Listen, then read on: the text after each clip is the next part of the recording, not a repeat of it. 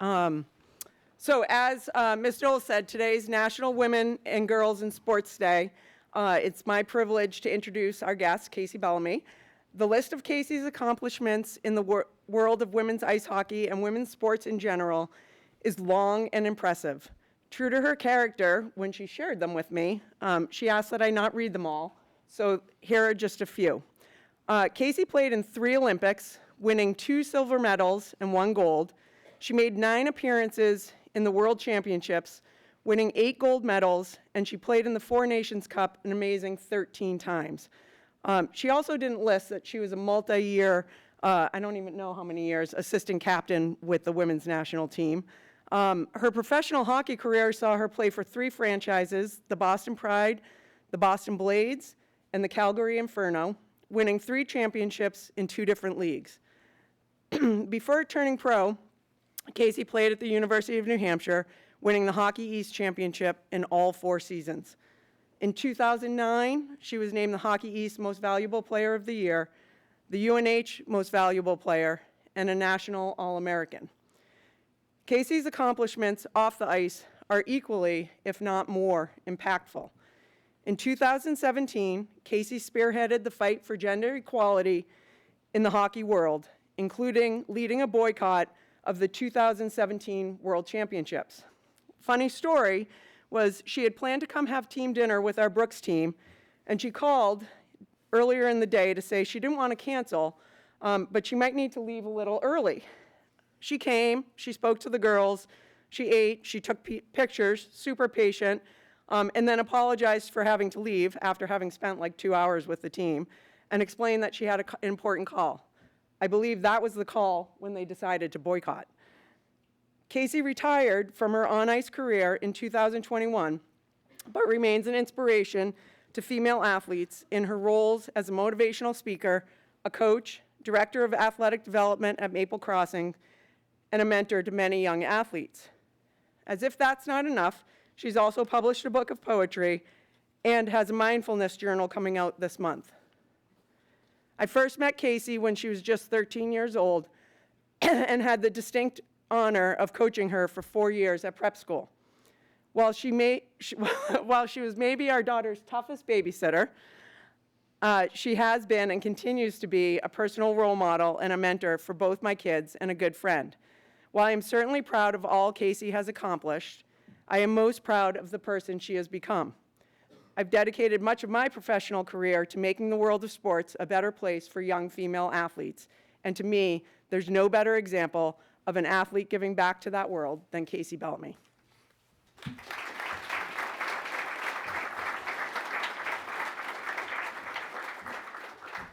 I didn't think I was going to get emotional off the hop there, but thanks, Sharps. Before I start, I love to pass my medals out. So I know that we're going to have time to do it later, but I'm just going to hand them out, and you can take a good look at them, pass them along while I'm speaking. Don't be afraid to get up and move it to the next pew. But I just want to briefly describe which one is which. So this one is my first ever Olympics, Vancouver. It looks dented, but they're all like that. Next silver medal, another loss. This was the most heartbreaking loss in my career, and I'll get into that. This is Sochi, Russia, 2014. And then Pyeongchang, South Korea, the gold medal, the dream come true. So I'll start here, okay, and I'll pass them around. Yep. You want them to stay together? No, you can spread them out, definitely. Might be easier, though.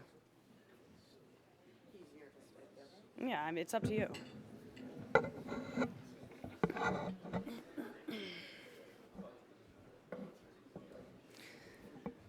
Well, thank you for having me today. Very excited to be here. I'm very glad that I was able to come and join some classroom talks because we spoke about core values, and you're going to hear a lot about my core values in this talk. I kind of wanted everyone to bring a notepad so they could take some notes and write down some key points that hopefully will resonate with you, but try to keep a mental image so you can reflect back on it. I'm going to speak a little bit about my journey today, successes that I had and how I achieved those, failures and challenges that I had and how I overcame those. But, for me, I hope that this talk motivates and inspires you to dig a little deeper to improve just one aspect of your life. That's all it takes, is focus on one thing. Because as you'll see, it becomes a domino effect that aligns everything else in your life, okay? Because growth, it has a really, really powerful way of building on itself, as you will see in this talk. I really want you to think about how you handle challenges right now, present day, okay? And will that look differently after you listen to this talk? I have faced an abundance of adversity throughout my career, with hockey and in retirement. I've had huge losses, games, like you just heard, Olympics, silver medals, loss of identity after I retired, and going through 2 years of distance from my wife, who's banned from the United States. A lot of adversity, but, that's life. We all go through it, and you're gonna go through it in many shapes and forms. It's honestly how we react to that adversity that's gonna make the difference. And for me, luckily, that medal mindset started at a young age. I grew up in a big family, full of competitive chaos. If we weren't at the hockey rink, we were playing street hockey until dark. I honestly don't know how my parents did it. They had 4 kids in 6 years. 3 of them played ice hockey, and we didn't have a lot of money. But they surrounded us with motivation. We'd watch movies like Rudy and all the boxing Rocky movies, and we'd be listening to Zig Ziglar in my dad's car. This indirect motivation, it just hit the subconscious mind for me.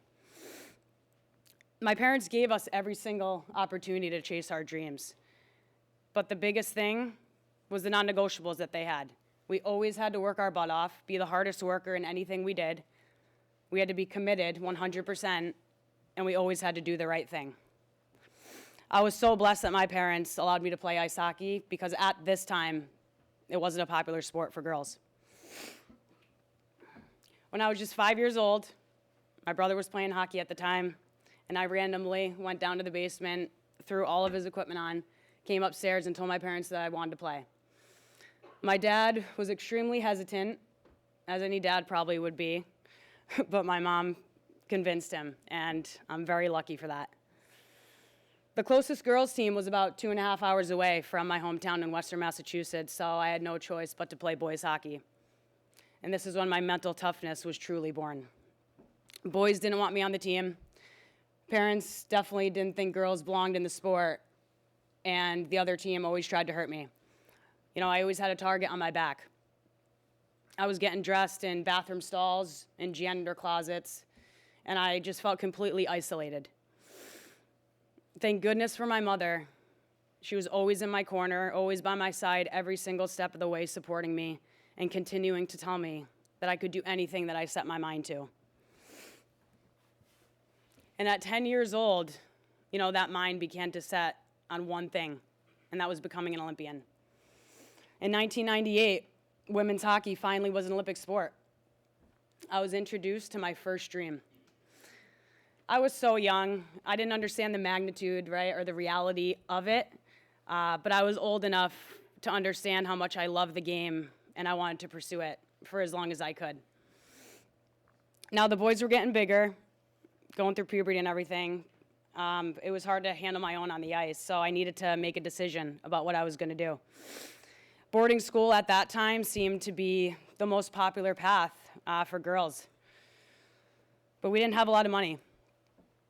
I applied to really one boarding school and one school only, and thank goodness the head of admissions was the head varsity hockey coach. Thanks, Sharps. At just 14 years old, I left home for Berkshire School. It was the best 4 years of my life, I'll tell you that. With all the Olympics, all the achievements I've had, all the experiences, Berkshire was the best 4 years of my life. I was homesick though. I hated it. The first 2 months, I cried in the shower every single night. I didn't have any friends. I was a homebody, so it was really difficult for me. But I found my place eventually, but there were some obstacles still that I had to go through. 2 weeks into my freshman year, 9/11 happened and changed the world. I was so lucky to have an amazing advisor to be there, communicate with my mother, because we didn't have cell phones at the time. But she was just a wonderful support system for me there. A year later, our headmaster, Mr. Piatelli, passed away suddenly. It was devastating. He was building the culture that Berkshire exactly needed. Athletics came very easy for me, but academics was really, really tough. I pushed myself as much as I could. I just had a lot of trouble remembering things. I went to extra help. I put myself in structured study hall, and I took the SAT 6 times to get into college. I worked hard, but I was still trying to find my way at Berkshire.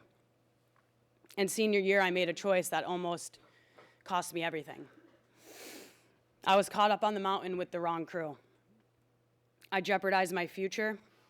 My character was questioned by many. I disappointed my parents, my coaches, my teammates, and most importantly, myself. I actually had to go and face Mr. Charpentier, who was Dean of Students at that time. So that was really fun. But from that day forward, I surrounded myself with the right people, the ones who pushed me to be better. And it became one of the greatest lessons of my life. Thankfully, I had a little help along the way. Now, there's coaches in your life that, guide you for a season or two, right? They have a little bit of a positive influence. And then there are mentors that help shape you for a lifetime. My head coach at Berkshire, I didn't think I was going to get emotional here. My head coach at Berkshire, Lori Charpentier, Sharps, she set the foundation for my mindset, my habits, and my character. She gave us this handbook before each season that laid out the expectations of what it meant to truly represent Berkshire School. She had a way of getting the absolute best out of every single player. It's because of the culture she built, though, and the respect that she had from so many. I personally never wanted to let Sharps down because her standards eventually became my own, and I wanted to make her proud every single day. And I still do to this day. And I brought those lessons with me to my next chapter, and my next chapter, and my next chapter. But college, very important process. Some of you probably have already gone through it. A lot of you in here will go through it. But do your homework, right? Research, find your fit, go visit colleges, get a feel for campus. You want to set yourself up for the future because it is the most important. For me, I looked at 3 schools. I looked at Providence College, St. Lawrence, and UNH. St. Lawrence, a lot of Berkshire girls went there, so it was comfortable for me, and I thought it would feel like home, but it was 5 hours away from my hometown, and I wanted my parents to really watch my college games and my college career. Providence College, I went and visited, and I didn't get 1 minute of sleep because there were sirens and ambulances everywhere, so I said, nope, that's off the list. So I chose UNH, and it was a beautiful New England campus, but the main reason I chose UNH was because my brother was playing hockey at the University of Maine at the time, and he had 3 more years left, and I knew that it was going to be, easy for my parents to watch us both play, and that was the most important. College, you have a lot of freedom, and you're so lucky to be in this environment because you're going to be prepared so much for college, but at the same time, it is an eye-opener. All the decisions that you make are crucial, all the choices. My focus was school and hockey, and that was it. And I needed to make sure that my choices aligned with my goals. Choices that would bring me closer to making the Olympic team and not further away from it. And I was on a good path thus far. 3 championships at Berkshire with 3 different teams. Captained all 3 of those teams my senior year. Freshman year at UNH, we were ranked number 1 in the country. We won our league championship, and we made it to the Frozen Four. I had some personal accolades, which were great, and I was feeling extremely confident as a player until I didn't. I was invited to my first ever tryout with Team USA, and I was cut. I drove home from Lake Placid, New York with my father in complete silence. Now, if you've ever been cut from a team, you can play the victim card. I think a lot of people do that. You can blame the coaches, think that you're better than a lot of the players on the team. But I didn't do that. It wasn't how I was raised. I took a long, good, hard look in the mirror, and I owned it. I got up enough courage to email the coach 2 weeks later to ask what I needed to do to improve. She didn't hold back, as you can see. She said I was complacent, played with unawareness, went through the motions, affected by others, and work on my shot. Out of all those things, though, the one that affected me the most was that she questioned my character and who I was hanging out with. Those words humbled me. I used them as motivation, writing them down on Post-it notes everywhere, putting them in my locker, my mirror, in my dorm room, bookmarks, anywhere I could find motivation to improve every single day. It lit a fire in me, and it really transformed my mindset from there on out. And from that day forward, I was never cut again. Now, throughout the 15 years with the national team, I definitely had a lot of wins, a lot of successes, 8 world championships, 7 Four Nations Cups. But despite all of that success, I always felt like my career was defined by 2 games. And that was back-to-back Olympic losses. Those were the 2 lowest points in my hockey career. 4 years of training, sacrifices, and effort, honestly, for 1 game. Yes, 1 tournament, but it was always us in Canada, and we crushed every other team. I was so close to my dream twice and failed. The lessons were tough, but they were the best thing that ever happened to me. They made me rethink every single thing in my life, how I led, how I trained, and how I approached my everyday. I wouldn't trade my medals. I'm telling you right now, people think I'm lying. Yes, I would want 3 golds, no. Because the lessons that I learned pushed me to evolve in ways I would have never imagined.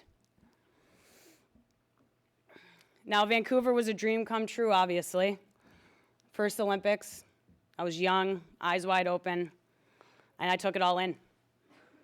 Opening ceremonies was by far the best part of it all for me. As soon as they called the United States of America out, we walked out to thousands of people, and I saw my parents.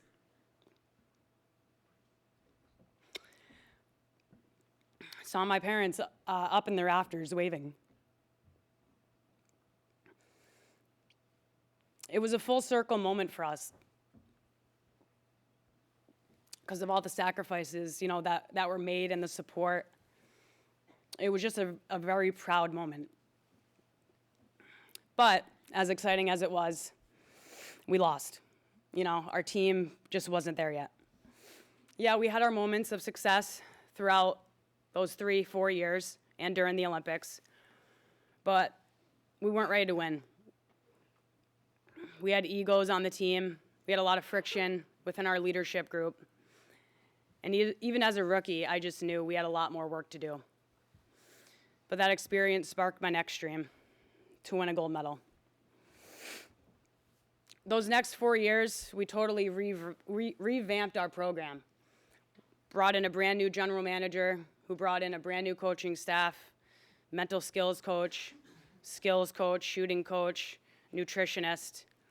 We implemented on-ice, off-ice training every single camp and tournament. It was a grind, but we knew we needed to do it. We were checking off all the right boxes, but deep down, we needed a different level of buy-in from everyone across the team. Because when the pressure hit, we weren't fully prepared yet. And Sochi was the most heartbreaking loss in my career, like I said. We were winning 2-0 with 3 minutes left. Think about that. You're so close, and you're up by 2 goals. It's the worst lead to have in sports. They scored The first goal, 2-1, it redirected off of my leg. I had to just keep going, keep playing, not think about it, and that's tough. They tied it up with 55 seconds left in the game. It went into overtime, and you could tell we were deflated.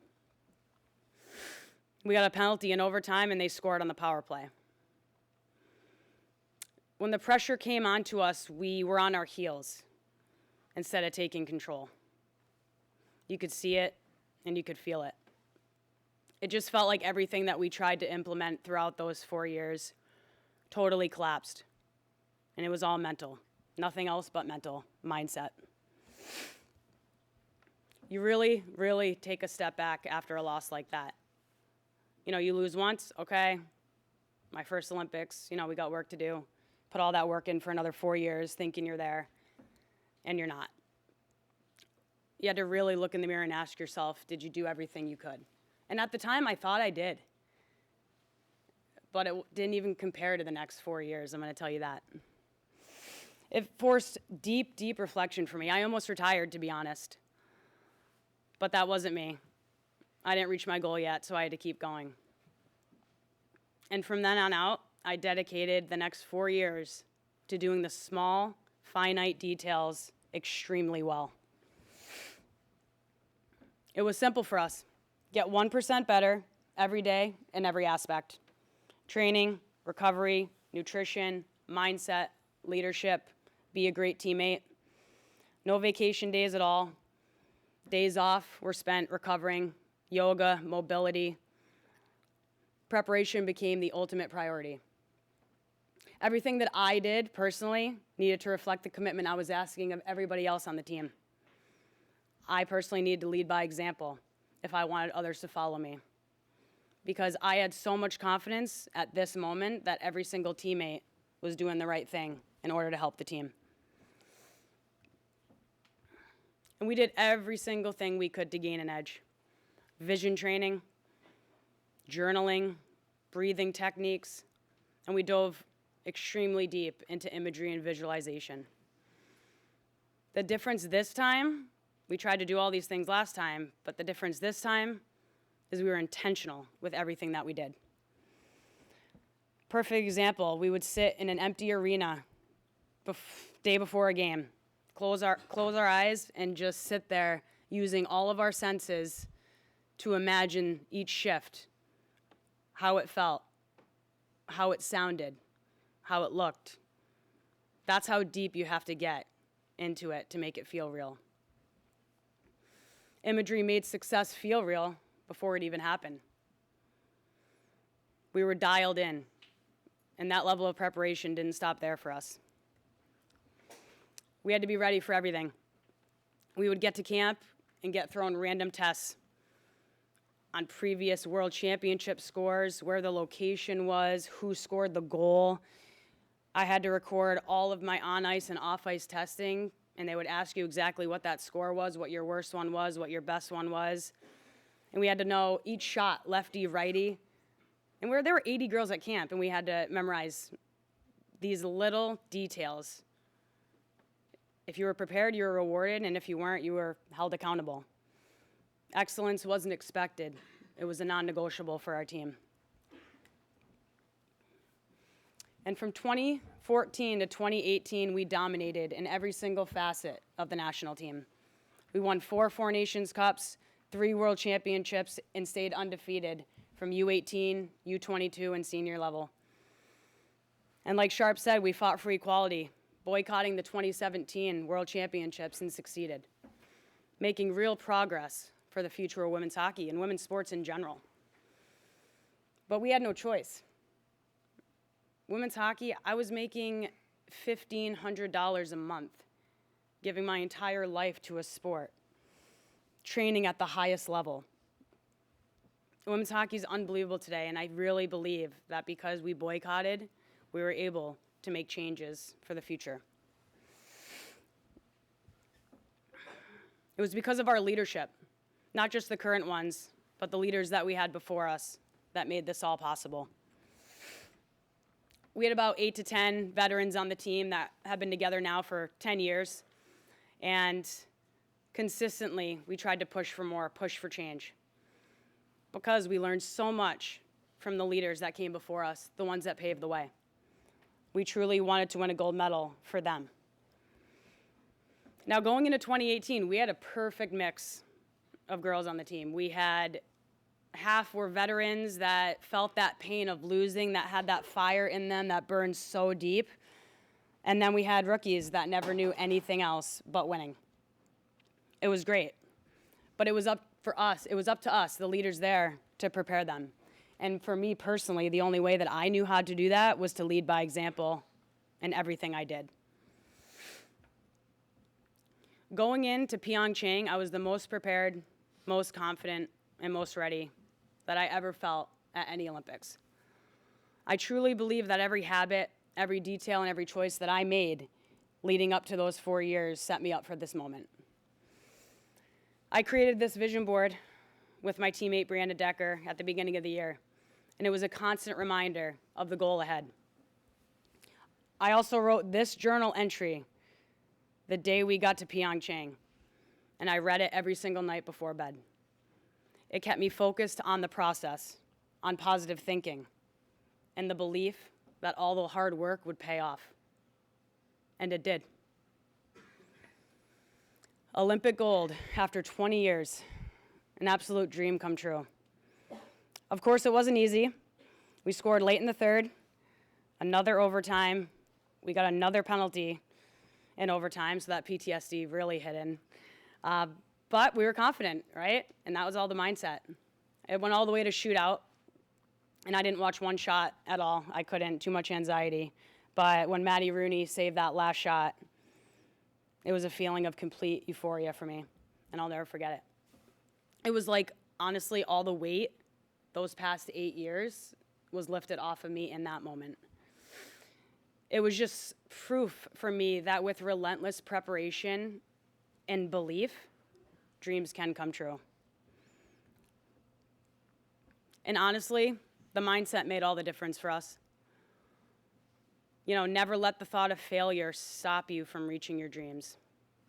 And anything you do in life, if you have 1% doubt, we talked about this in the classroom, core values. If you have 1% doubt, you're probably not going to be successful. That's what happened to us in Sochi. We had a little doubt creep in, and we fell apart. The right mindset turns challenges into opportunity.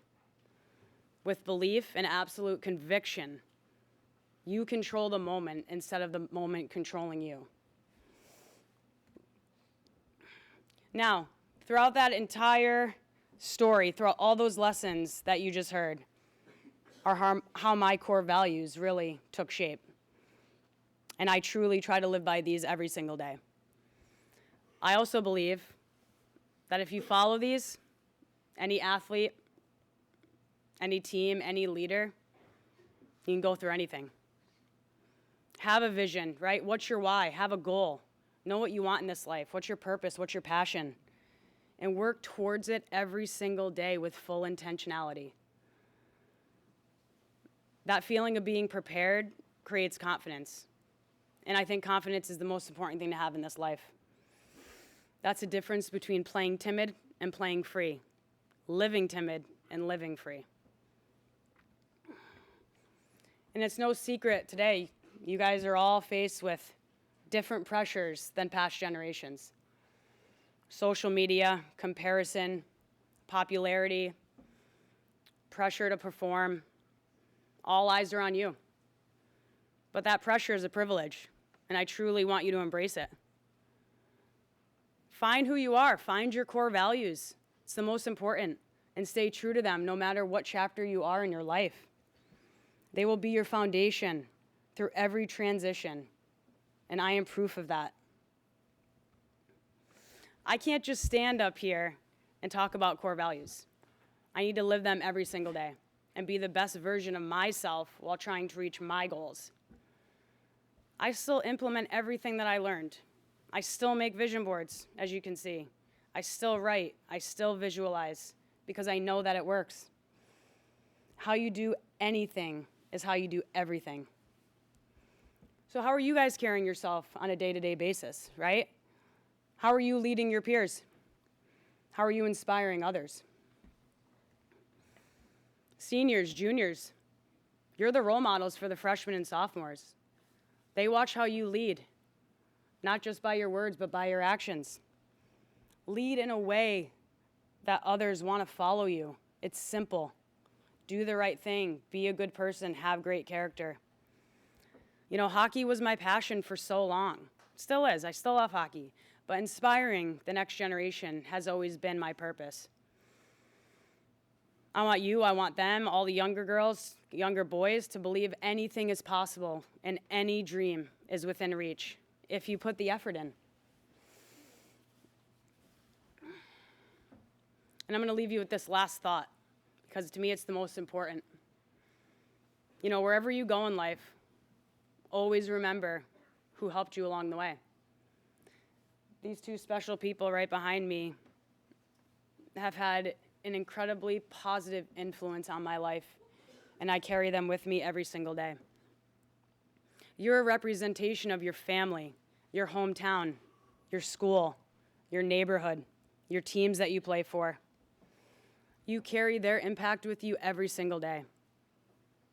So if I leave you with anything, just make sure that you make them proud. Thank you.